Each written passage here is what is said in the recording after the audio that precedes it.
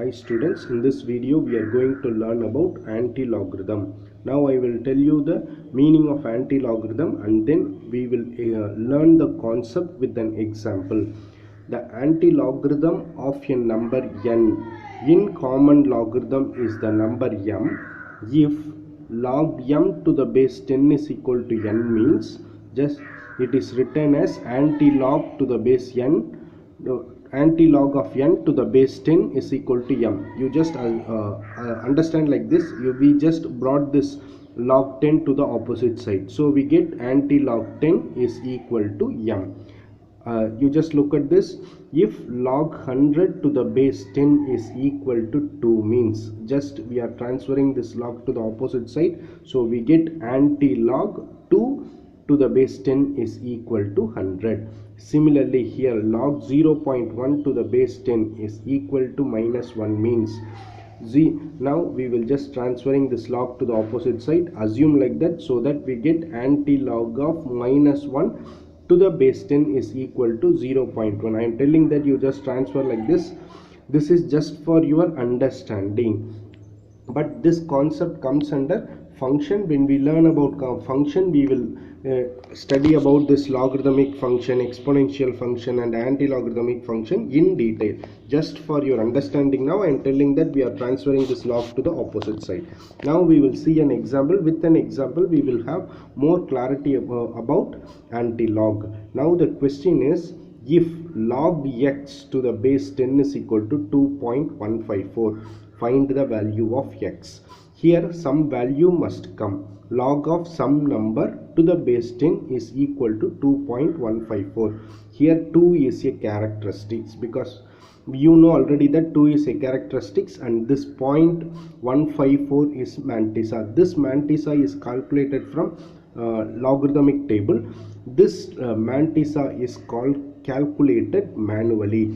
You just look at this. Given log x is equal to 2.154, I already explained you that this mantissa has been determined in logarithmic table. This 2 is called as characteristics, calculated manually, and this is a non-negative number. I mentioned this non-negative because it will play a very important role during the study of anti-log. This characteristics should be checked whether it is a negative number or non-negative number. Non-negative number means it starts from 0, 1, 2, 3. Negative means it starts from minus something, right? Now we need to find out this value. Since this value characteristics is calculated manually, we will not use this characteristics to find anti-logarithm table. Here this 0.154 only will be considered to get the value of anti-log right now. Later on only we will use this characteristics, because this value mantissa value is found from log table, so we will use this value only to look at the anti-log. So this is an extract from anti-log table. Now we need to look for 0.15. In the row you must consider the row in which you have 0.15, and then we have 4. You have to look for the vertical column in which you have 4. Meeting point of these two should be taken into consideration. Meeting point is 14, 2, 6. So 0.15 row should be considered. Number 4 column should be considered. The meeting point is 1426. If we say that this is the answer, this is the value of x, we will check whether it is right or wrong. So we say that log 1426 to the base 10 is equal to this 0.14.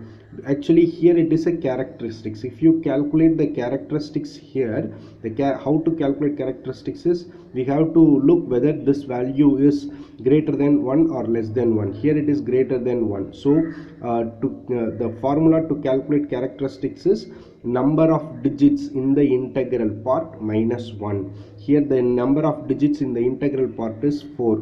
Minus 1 means 3. So this logarithmic value is 3.154, but here it is given as characteristics is 2.154. Here if you want to get 2 means the number of digits in the decimal part, number of digits in the integral part should be 3. If it is 3 means 3 minus 1, this 2 will come. So we are placing the digits, we are placing the digits here, this decimal point. So if you look at this, if you take log for this, you just place this 142.6 here. The number of digits in the integral part is 3 digits. 3 minus 1 is 2. It will satisfy. But we cannot check all the time like this. We need to find out the formula to get the answer. So what we have to do is, after getting this value, we have to do one more mathematical step to get the correct answer. You just check this. The formula is, number of digits in the integral part is equal to 1 plus characteristics of the log of a number greater than 1. We will use this formula to get the answer. Number of digits in the integral part is 1 plus characteristics of log. Here characteristics of log is 2. You just add 1 with that, so we get 3. So number of digits in the integral part should be 3, because characteristics of this log is 2.